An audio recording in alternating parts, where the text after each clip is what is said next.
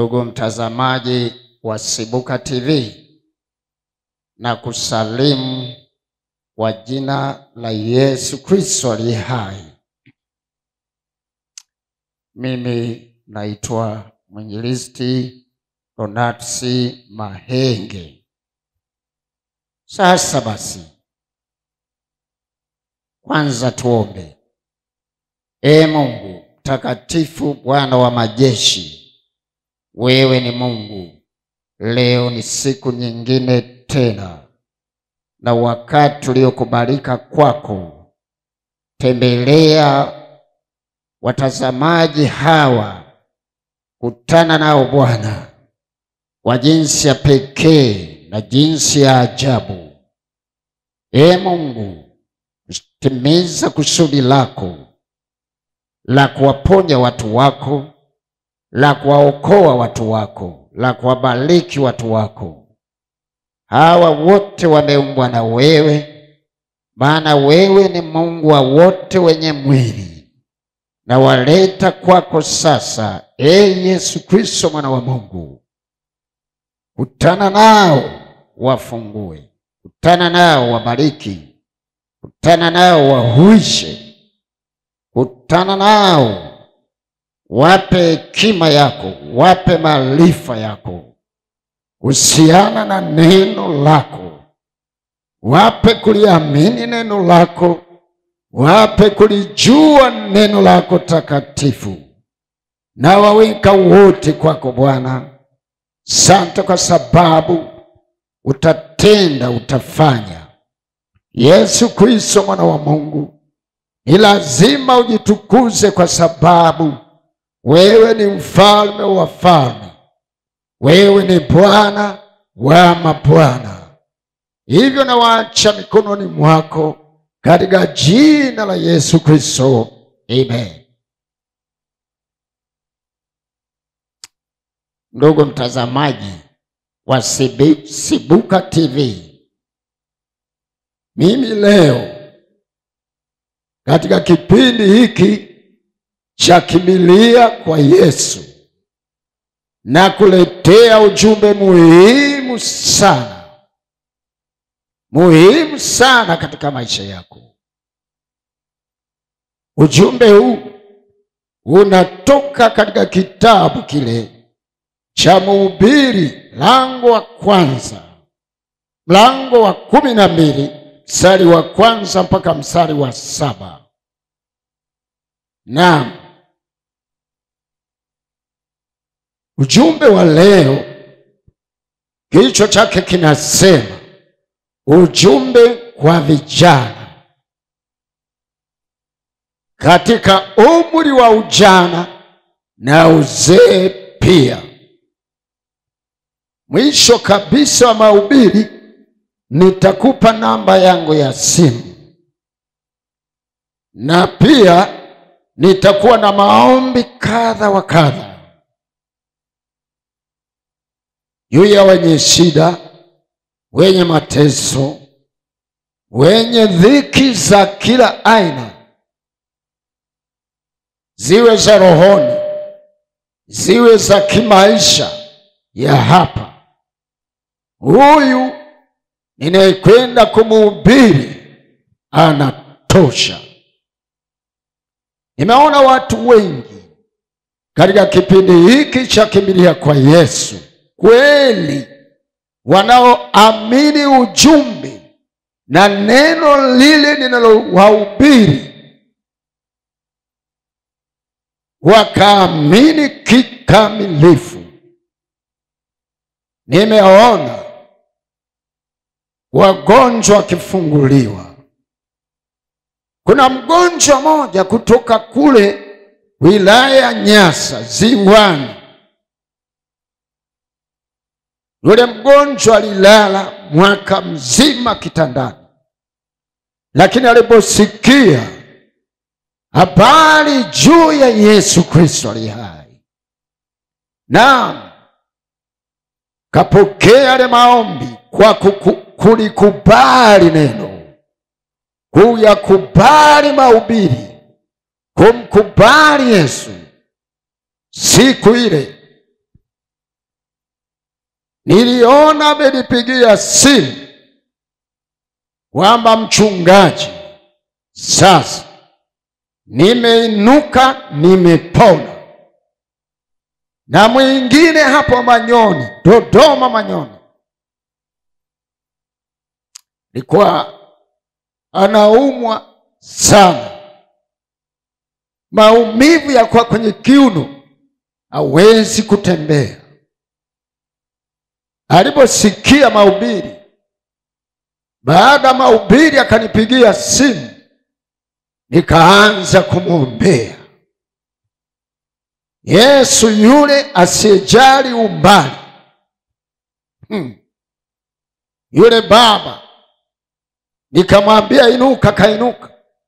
Akaniambia naona maumivu yamesalia kwa miguu na ganzi. Nikamwambia kamata miguu yako. Nikaomba na kuamuru kwa jina la Yesu. Safari ya kwanza na ya pili na ya tatu nikamwambia kimbia. Kaanza kukimbia na kwenda zake. Hizi sio hadithi wala sio mambo ya kufikirika. Ninamhubiri Yesu aliye hai. Ukiwa Uganda, ukiwa Kenya, ukiwa Tanzania, popote unapoweza kunisikia, ni zamu yako. Cha kwanza kabisa na kusihi, number 1, unapaswa kumpa Yesu maisha yako. Yatoe kwa shetani, mpe Yesu, ili atawale maisha yako, ili amiliki moyo wako.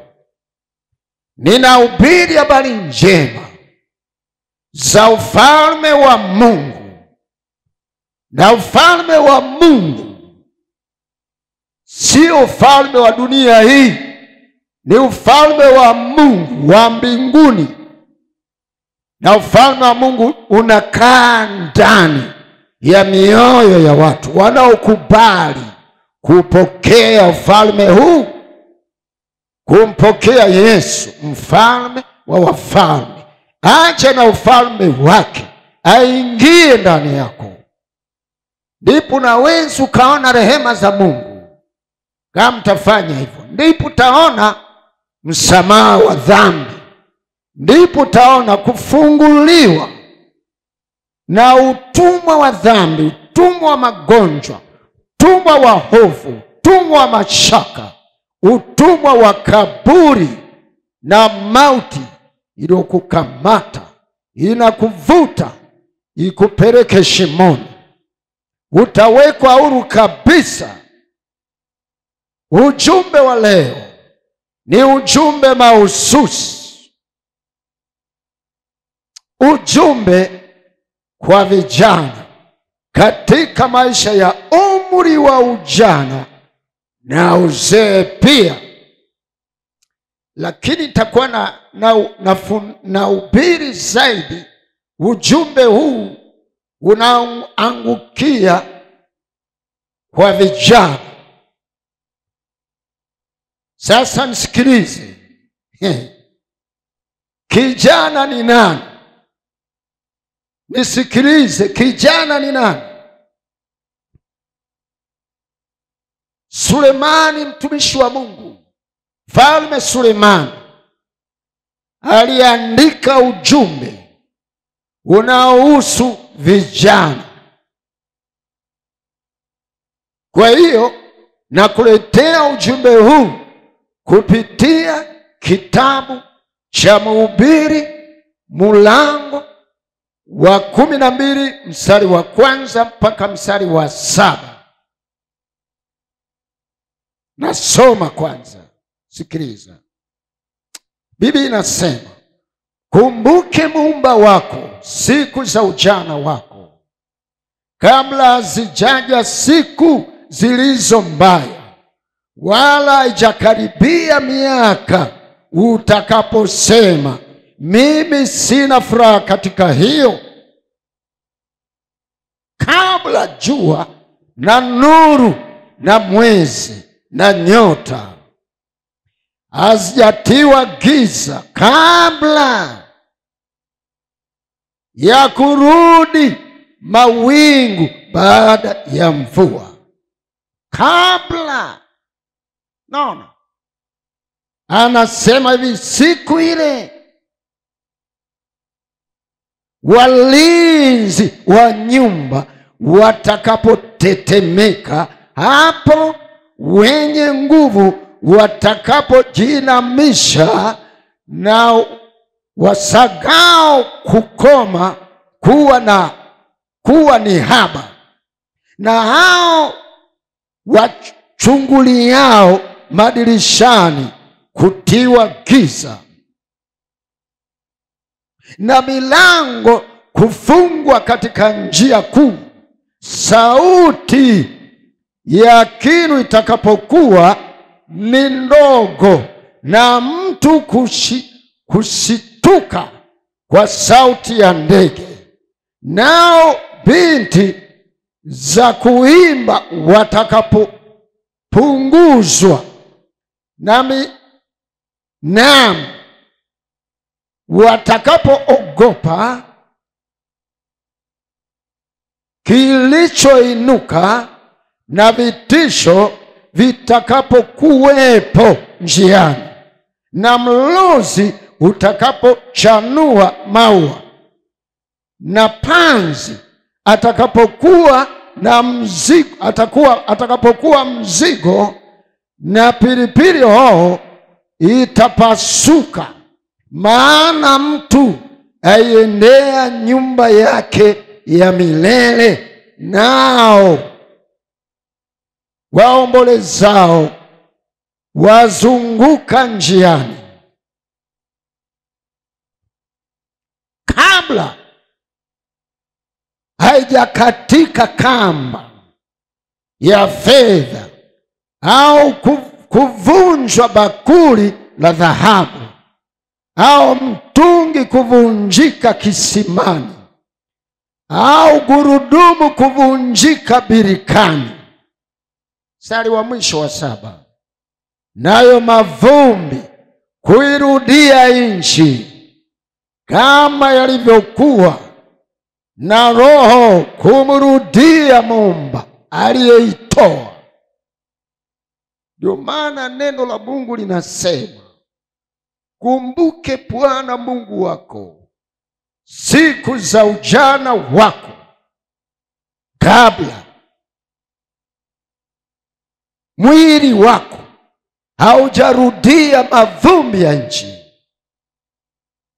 Kama yalivyokuwa yanarudishwa yawe kama yalivyokuwa, maana yalibadilishwa baada ya Mungu kuumba sanamu ya mtu, kuumba mtu na kupulizia pumzi yake katika pua yake.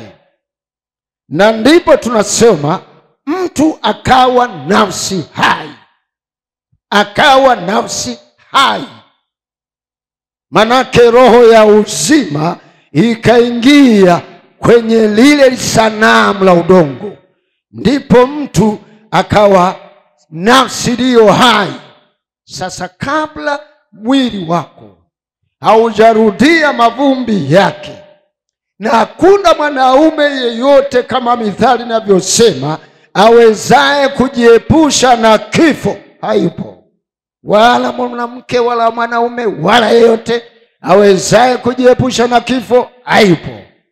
Biblia inasema kabla roho yako haijamrudia Muumba. Je, una habari roho yako itamrudia Muumba? Je, una habari mwili wako utayarudia mavumbi?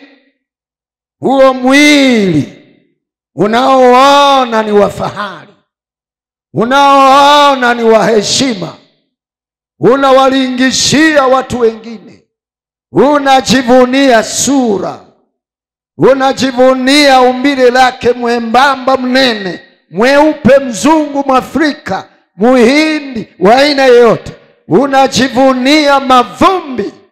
Hayo ni mavumbi, yatarudi kwenye mavumbi. Adamu na Eva wakati wanapata adhabu, Adamu aliambiwa, kwa sababu umekosea, umeniasi wewe na mkeo, utailima ardhi, na utakula kwa jasho, mwisho utakufa, utayarudia mavumbi. Ni kweli, na ni ukweli usiopingika kwamba wewe ni mavumbi. Si umeshazeeka? Si umeshakuwa kijana? Si unajiona na wewe ni kijana? Kumbe ni mavumbi. Kumbe ni mavumbi. Sikiliza, roho yako haitayarudia mavumbi. Roho yako itamrudia Muumba, na roho yako haina mwisho. Haijalishi itaenda jehanamu. Wengine wanasema nitaungua, nitateketea. Hakuna kuungua tukuteketea, ni mateso milele na milele. Kwa hiyo roho yako haina mwisho. Hiyo ndiyo kitu cha thamani, na roho yako ndiyo ambayo ilifiwa na Yesu msalabani. Hiyo ndiyo inayotafutwa na Mungu aliye juu. Mlima karanga, anapokuwa amepanda karanga halafu sikazaliana, hanahitaji sana na lile magamba, anaitafuta karanga yenyewe. Hiyo ndio anamenya, anaichukua, kwa sababu lile ganda linahifadhi ile mbegu, linahifadhi mbegu. Anachotaka ni karanga yenyewe. Mungu anaitaka roho yako leo. Uiruhusu uje kwake. Hebu niendelee kidogo, nisikilize. Tunasoma, kijana ni nani?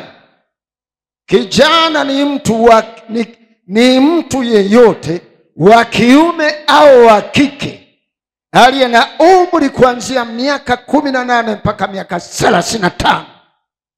Huyo ndio kijana.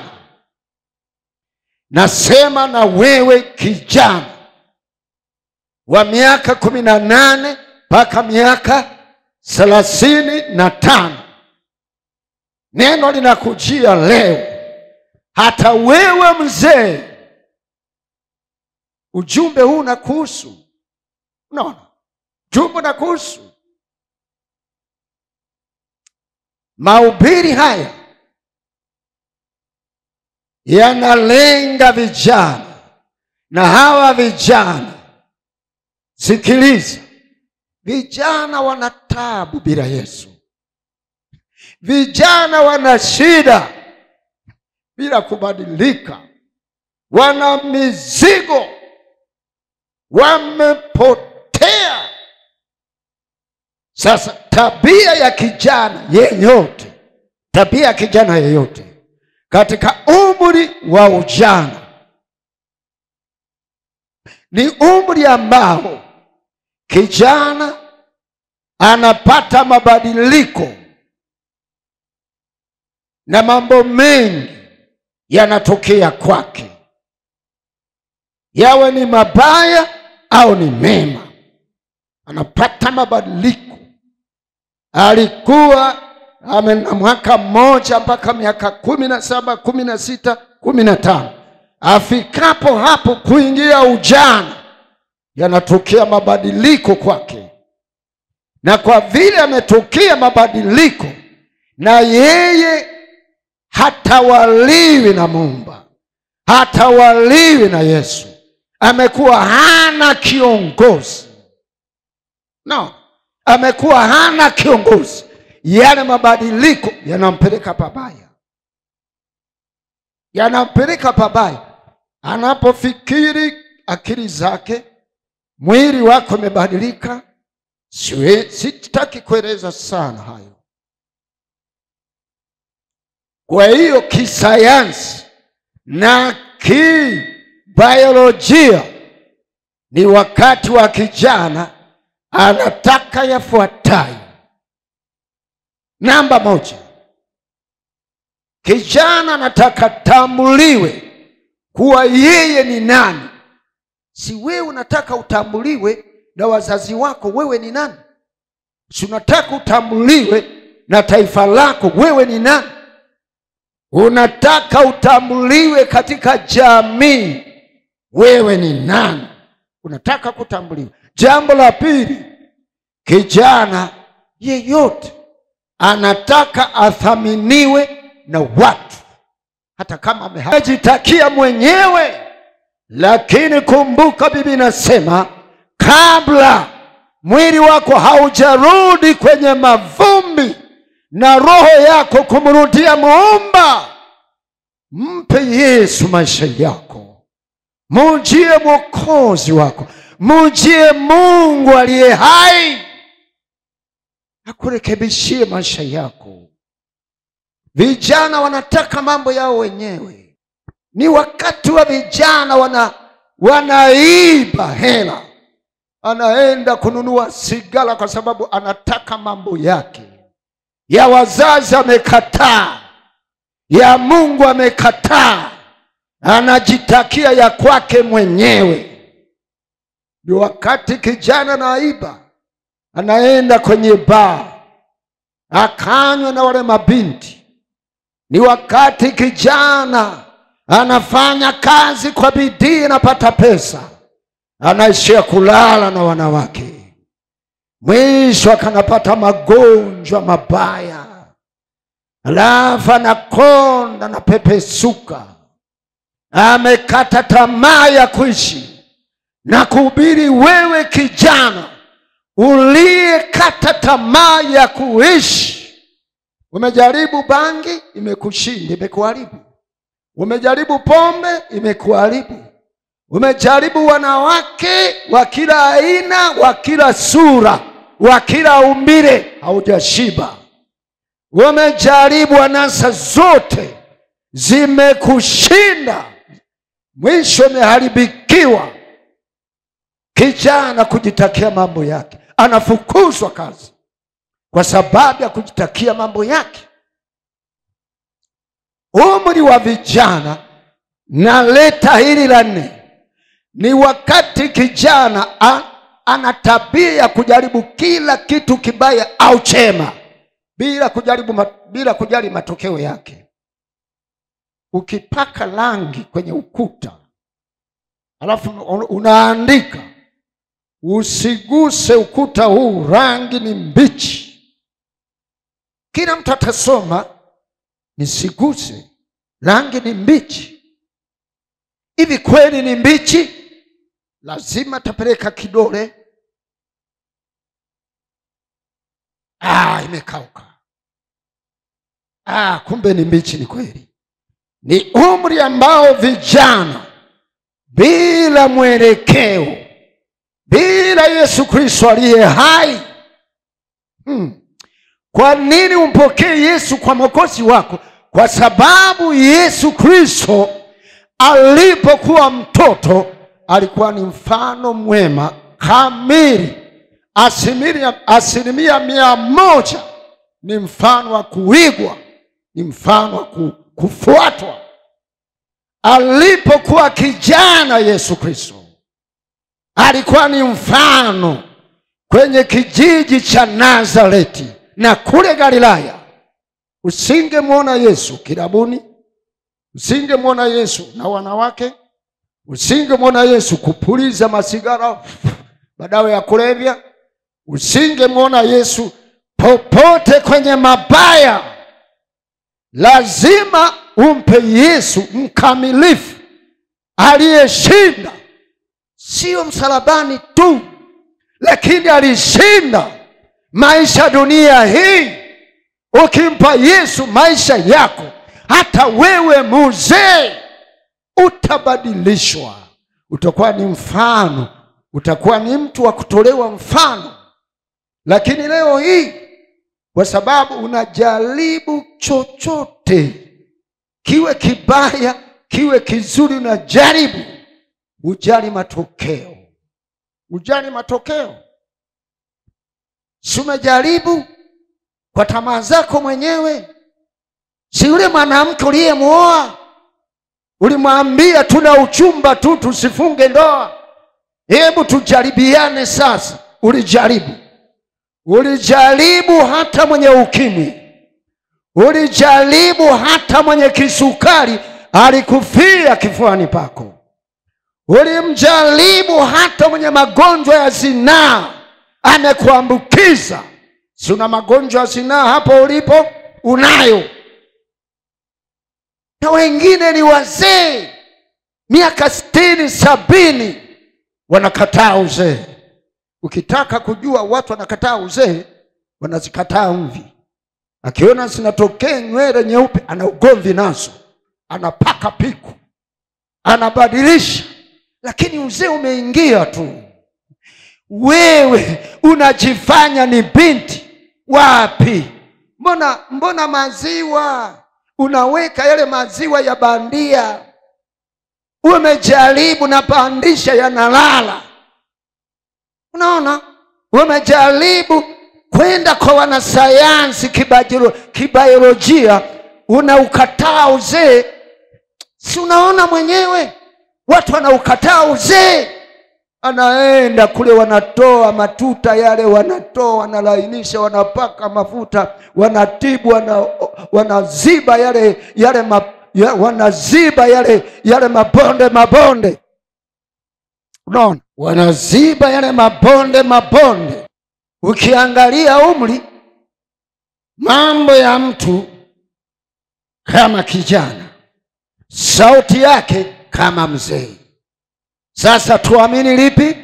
Tuamini sauti yako au mwili wako uliobadilisha?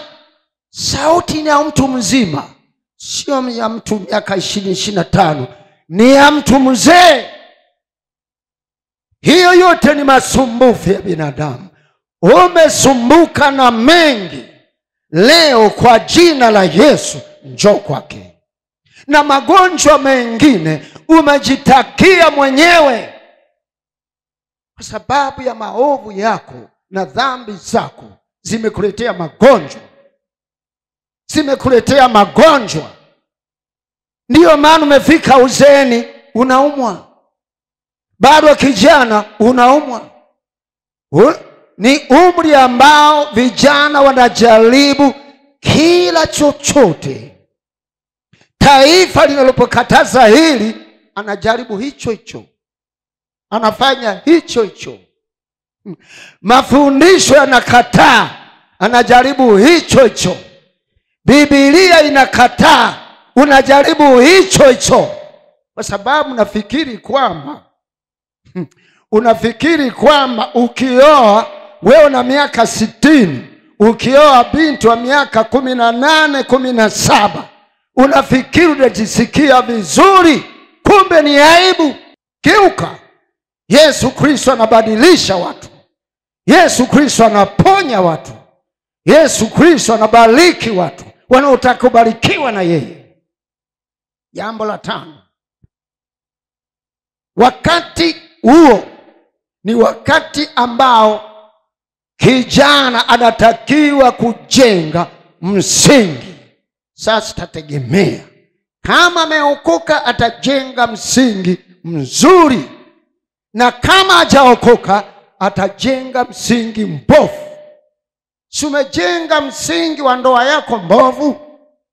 Huyo mwanamke uliyekutana naye, ulikutana naye vichakani, ulikutana naye uwanja wa Fisi Dar es Salaam, ulikutana naye kwenye dangulo, ulikutana naye barabarani, ulikutana naye kwenye Facebook, ulikutana naye kwenye YouTube, ulikutana naye. Huo ni msingi mbovu, umekuharibia. Vijana wanapokuwa wameharibika, tutapata watoto machokola, tutapata watoto wavuta bangi, tutapata watoto wasio baba na mama, tutapata watoto yatima, tutapata watoto wasio na maadili na kuhubiri habari njema za Yesu Kristo. Njoo, umeharibu msingi wako, sasa uje kwa Yesu ili Yesu akubadilishie msingi wako, uanze na msingi mzuri. Biblia inasema ni heri mwisho wa neno kuliko mwanzo wa neno. Unaweza kuanza vibaya kumaliza vizuri. Ili umalize vizuri, na kushauri leo, njoo kwa Yesu aliye hai, umpe Yesu maisha yako. Utamaliza vizuri ujana wako uliouharibu. Umechoma mapafu kwa sigara zako, kwa madawa ya kulevya, kwa pombe kalikali, na kwa maisha mabaya, kwa wizi na ujambazi, kwa mambo mengi. Umeharibu ujana wako. Lakini wako vijana waliookoka. Haleluya, haleluya! Unisikie kijana. Biblia inasema ni heri mwisho wa neno kuliko mwanzo wa neno. Yesu Kristo hataangalia ulivyoanza vibaya. Leo Yesu ataangalia kwamba umeamua kumwamini Yesu. Huyu niye kuhubiri, uwe Kenya, uwe Uganda, uwe Tanzania, uwe mikoani, uwe Malawi, uwe popote unanisikia, kwenye YouTube sasa, kwenye Facebook sasa, unanisikia popote ulipo, utamaliza vizuri. Yesu hataangalia ulioyafanya, ulioyatenda. Ataangalia leo, baada ya kusikia maneno haya, unasema nimechoka na maisha haya, yatosha. Enough is enough. Na geuka na kuja kwa Yesu aliye hai. Achana na nabii yule, achana na mtume yule na mafundisho yake. Hayo ndiyo yameharibu ujana wako, umefika hapo ulipo. Achana na dini ile, hiyo ndiyo imekuendekeza umefika hapo ulipo. Lakini Yesu Kristo aliye hai, yu hai, akupokee leo, akuweke huru leo kwa jina la Yesu aliye hai. Yesu ana mamlaka ya kufanya chochote ulichoshindwa. Yesu ana mamlaka na uwezo kumfukuza adui aliyeyaonea maisha. Ameyaonea. Umeonewa wewe, umeonewa. Ulikuwa unasoma shule, umefukuzwa kwa sababu ya bangi, umefukuzwa kwa sababu ya wanaume.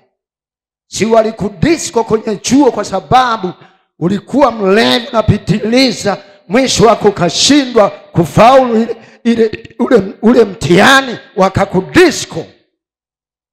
Umeonewa wewe.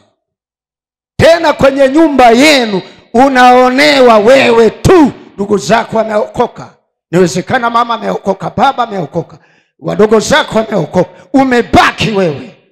Shetani anamalizia hasira zake kwako, amemalizia zote. Njoo kwa Yesu aliye hai, mwana wa Mungu aliye hai. Kwani Yesu alikuja kufanya nini? Yesu alikuja kuleta dini? Yesu alikuja kuleta dini? Yesu alileta ufalme wake, na ufalme wake unakaa kwenye mioyo ya watu wale ambao wanaamua kupokea ufalme uwe ndani yao. Na ndipo Yesu anakaa, anaishi ndani yao.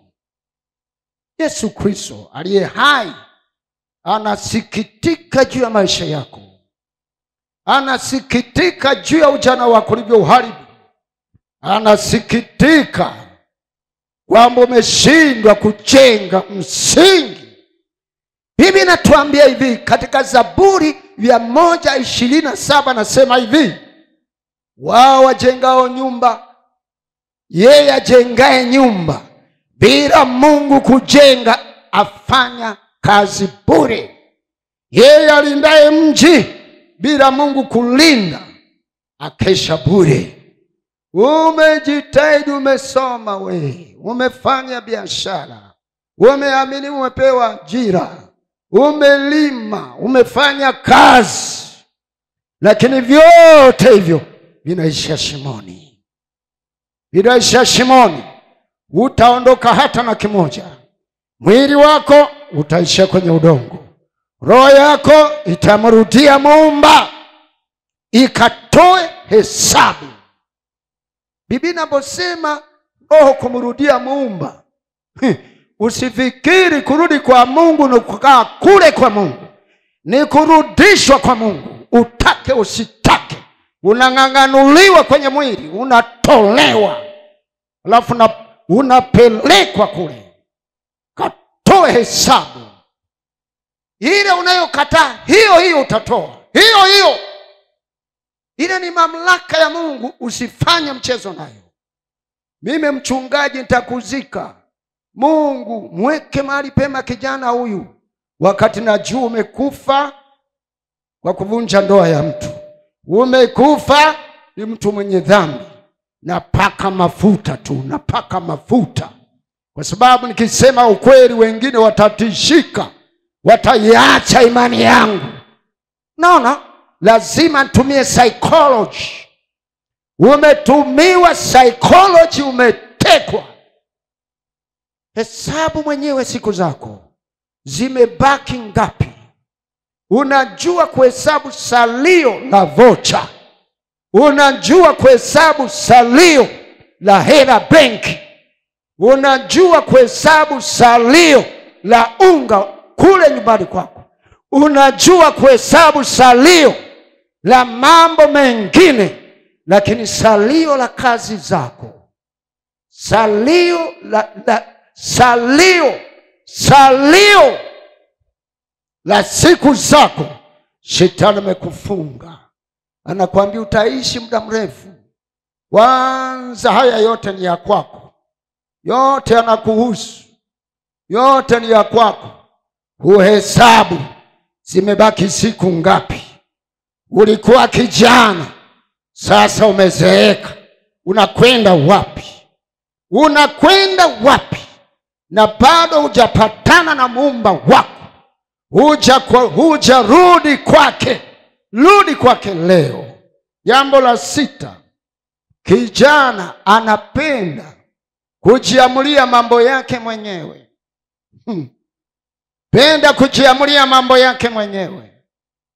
Kujiamulia mambo yake mwenyewe. Liwe baya, liwe zuri, anafanya maamuzi tu. Fanya maamuzi tu. Alafu naona watu kama ni wajinga hivi. Kama hawana akili hivi. Watu wanaofuata imani na kuokoka naona wajinga hawa. Wamekosa kazi hawa. Kuna mema mazuri katika dunia hii. Utawaachaje wanawake hawa? Utaachaje bangi hii? Mara nyingine unataka kuacha bangi, umekamatwa. Huwezi kuacha. Jibu ni kuja kwa Yesu. Umpe maisha yako, na yeye atakuweka huru na bangi yako. Na bangi yako. Wanataka ujiamulia mambo yao wenyewe. Wewe si umeamua? Ulikuwa kijijini kule, umeamua kuja Songea mjini. Hapa Songea mjini unafanya nini? Kujifunza kitu gani? Huna kazi. Kujifunza nini? Umeacha shamba kule. Umeacha kilimo kule. Umeacha ndugu na jamii. Umekuja mjini Songea. Umekuja mjini Dodoma. Umekuja mjini hapo Dar es Salaam, Tanga, Mwanza, Katavi, Sumbawanga, Iringa, Mbeya, kila mahali. Umerundikana mjini. Umerundikana mjini, unatafuta nini? Ni kwa sababu umeamua kuja kuangalia magari ambayo sio yako. Kuja kuangalia magari na marosheni na vitu vyote vinavyopendeza ambavyo sio vyako. Shetani amekudanganya. Amekwambia maisha yako mjini. Amekwambia kuzuri kuishi mjini. Amekwambia kuzuri kuishi mjini. Utaonekana umerevuka. Huko kuna mitandao. Huko kuna haya na haya. Mwisho umejiingiza kwenye makundi yasiyofaa. Kwenye makundi yasiyofaa. Na huko unajifanya ni mwema. Unajifanya mzuri. Maisha yamekushinda. Katika hali hiyo, wewe ndivyo ulivyo. Na umo hatarini. Leo mchague Bwana Yesu ili aongoze maisha yako. Awe kiongozi wa maisha yako. Yesu Kristo awe kiongozi wa maisha yako. Sasa hebu nikuletee kwa nini na kuhubiri ujumbe, kusudi la ujumbe huu. Sikiliza, wewe sio mali ya shetani kiasa kuonee hivyo. Bwana Yesu anakutaka uwe mfano mzuri kama alivyokuwa yeye mwenyewe. Unaona, kama alivyokuwa yeye mwenyewe Yesu Kristo, anataka uwe mfano mzuri, uwe mfano wa kuigwa, uwe mfano mzuri. Vijana leo popote duniani, sio Tanzania tu, makundi yanawaharibu. Anaingia kwenye migomo na maandamano kwa sababu ya makundi. Anaingia kwenye wasi kwa sababu ya makundi. Anaingia kwenye ulevi, kwenye wizi, kwenye ukahaba, kwenye kila takataka ya uovu kwa sababu ya makundi.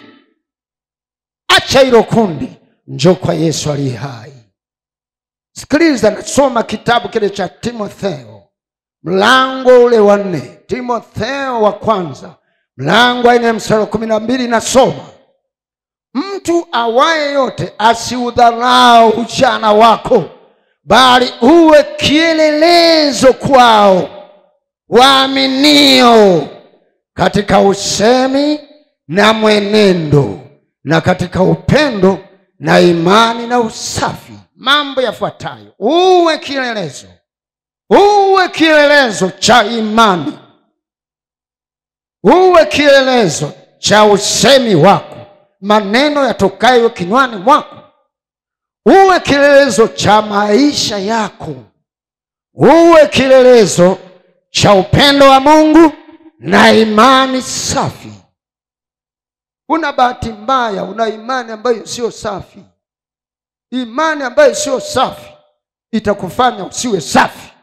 Imani chafu inayomkataa Yesu kwamba sio mwana wa Mungu, sio Mungu, sio Mwokozi, sio Bwana, inayosema Yesu ni mwanadamu wala sio Mungu, inayosema Yesu haokoi, haponyi, hiyo ni imani chafu, imekupeleka pabaya. Pokea imani safi leo. Pokea imani safi leo. Anasema na katika mwenendo, maisha yako yanatatanisha. Maisha yako yanatatanisha. Wengi wanashindwa kukuamini. Jirani zako wote wa aina zote wanashindwa kukuamini kwa sababu maisha yako ni uncertain. Maneno uncertain, matendo uncertain, kila kitu uncertain. Umepoteza mwelekeo. Njoo kwa Yesu leo akupe mwelekeo unaojulikana. Wewe ni wa nani? Kanisani upo, kwenye baa upo, kanisani upo, kwenye wizi upo, kwenye nyumba ya ibada upo, unajijua, na madawa kulevya unayo. Unaona? Ndivyo Mungu anavyosema leo. Ujulikane ni kielelezo. Huwezi kuwa kielelezo peke yako. Kielelezo kilicho kizuri cha viongozi kusema huyu anafaa, cha wazazi kusema huyu anafaa, cha jamii kusema anatufaa. Sio anaiba kuku wetu, sio anaiba kwa mtandao, sio anapola mabinti, sio anatia mimba mabinti. Halafu anamwambia binti, unasema hiyo ni mimba yangu? Sema mwenyewe ilikuwa saa ngapi? Sema mwenyewe. Binti anakaa ametoa macho kama chura aliyekanyagwa, hana ushahidi. Mwanaume kamkana, umekana mabinti wangapi? Umefundisha mabinti wangapi kutoa mimba? Wengi. Hiyo ni juu yako kwa jina la Yesu. Umejaa dhambi kuanzia utosi mpaka unyayo. Zimejaa, zimekulemea. Umepoteza kuona, umepoteza kujua. Wokovu ulimfanya Timotheo kuwa kielelezo. Sio dini, sio dhehebu, sio mkuu fulani wa dini, sio nabii fulani, ila wokovu ulioletwa na Yesu. Timotheo alipoupokea akawa kielelezo bora. Bila wokovu wewe ni kielelezo cha shetani. Yesu ni mwema, Yesu ni mtakatifu. Yesu ana uwezo wa kukuachisha kile ambacho kimekushinda, takubadilisha kile ambacho wewe umekuwa addicted. Umekuwa mtumwa zaidi ya mtumwa. Umevuta bangi mpaka mabega yamepanda. Umekuwa na tamaa kwa kila mwanaume, kwa kila mwanamke una tamaa. Ushikiki. Yesu anaweza leo. Yesu anaweza leo. Sasa nikikwambia acha bangi hutaacha. Nakwambia okoka, Yesu akuokoe. Nikikwambia acha madawa ya kulevya hutaacha, lakini okoka. Nikikwambia acha pombe bila kuokoka hutaweza. Nikikwambia acha utangudo bila kuokoka hutaweza.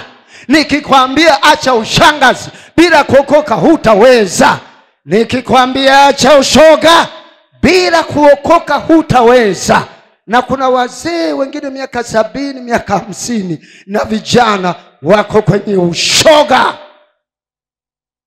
Mashoga wamo katika guest house ule tunakolala, wako kwenye mahoteli ya heshima, wako kwenye nyumba za ibada. Mateja nao wametekwa. Sasa huwezi kuacha ushoga. Hivi uoni? Mbona utii chakula chako kwenye pua? Mbona uchukui chai ukatia kwenye pua? Pua inatumika kwa ajili ya kupumulia, sio kutia maharage, kutia nyama, kutia chai. Tunapumulia pua, tunavutia pua. Inakuaje wewe unageuza utaratibu alioweka Mungu, unasema huko ndiko kwenye starehe? Umepotea. Yote ni mapepo, yote ni ufungwa, yote ni hatia, yote ni hatari, yote ni maangamizo. Njoo kwa Yesu leo. Dini imeshindwa kwako wewe, imeshindwa. Lakini Yesu Kristo, he is very powerful, very powerful. High voltage kuliko voltage za aina yoyote duniani. Ni nguvu kupita nguvu ya nyuklia. Yesu Kristo anaweza. Njoo kwake leo, anaweza Yesu. Yeye aliyeumba sikio asisikie hivi uoni tu? Yeye aliyeumba jicho akalipa uwezo wa kuona na ubongo, hawezi kulibadilisha jicho? Hawezi kubadilisha moyo wako? Aliyeumba moyo, aliyeumba umbile lako hawezi kukubadilishia akutolee matamaa yako ya ushoga? Ushoga sasa imekuwa ni fashion. Yaani usipokuwa shoga, watu wengine wanakushangaa. Unaishi ulimwengu gani huu? Ukoje wewe? Unaona? Hebu niendelee nimalize sasa. Nataka nimalize pamoja na wewe. Kwa hiyo basi, nguvu kazi ufalme wa Mungu imetekwa na shetani. Ni sawasawa na nguvu kazi ya taifa letu imetekwa na bangi na ushoga, imetekwa na ulevi, imetekwa na dhambi, imetekwa na shetani. Nguvu kazi ya taifa letu imetekwa na adui. Dawa yake ni hii, kwa jina la Yesu. Yesu mwenyewe anasikitika. Nguvu yake ya kazi imetekwa na shetani. Vijana ndio wenye nguvu nyingi ya kuhubiri Injili, ya kushuhudia, ya kuomba, kufanya mambo yote ya kazi ya Bwana. Shetani ameteka, amechukua, amegeuza, anatumia. Lakini Yesu leo anataka urudi kwake. Nguvu kazi ya taifa imetekwa. Ni masikitiko. Ni masikitiko, nguvu kazi imetekwa. Lakini tunahubiri Injili, kukomboa vijana, kuweka huru vijana, ili waonekane wanafaa, waonekane ni vyombo vilivyo vyema, vinavyofaa kwa kila kazi njema ya Mungu, ya taifa, ya nyumba, ya jamii, ya wazazi, ya namna zote. Na kumalizia hapa, wewe ni nguvu kazi ya Bwana Yesu. Njoo kwake leo. Umetumiwa na shetani vya kutosha, vya kutosha. Mengine sijahubiri hapa, lakini ninakuhubiri hivi, hujachelewa. Njoo kwa Yesu. Heri mwisho wa neno kuliko mwanzo wa neno. Maliza sasa vizuri kwa kumpa Yesu maisha yako, akubadilishe. Naam, uone mema katika dunia hii. Ni vijana wachache wanaofurahia ujana wao kwa sababu wameokoka, kwa sababu wana Yesu. Ni wazee wachache wanaofurahia uzee wao bila majuto kwa sababu wameokoka. Amen. Sasa namaliza pamoja na wewe. Funika macho. Huwezi kupatana na Mungu mpaka nikuombee. Ufuatishe sala hii. Sema, Bwana Yesu, Mwana wa Mungu, naja kwako sasa. Naomba nipokee. Mimi ni kijana, mimi ni mzee yamkini. Naomba nisamehe dhambi zangu zote nilizozifanya toka ujana wangu mpaka uzee wangu. Ndani ya ujana wangu nimekukosea mengi. Naomba nisamehe Bwana Yesu. Nitakase kwa damu yako. Na kukaribisha wewe uwe Bwana na Mwokozi wa maisha yangu sasa. Napokea maisha mapya kwako. Maisha ya kale na yakataa kwa jina lako Yesu. Amen. Nikuombe. Bwana Yesu, hawa wamekupokea. Badilisha maisha yao. Waokoe, wabadilishe, wageuze, wafanye kwa watoto wako na watu wako.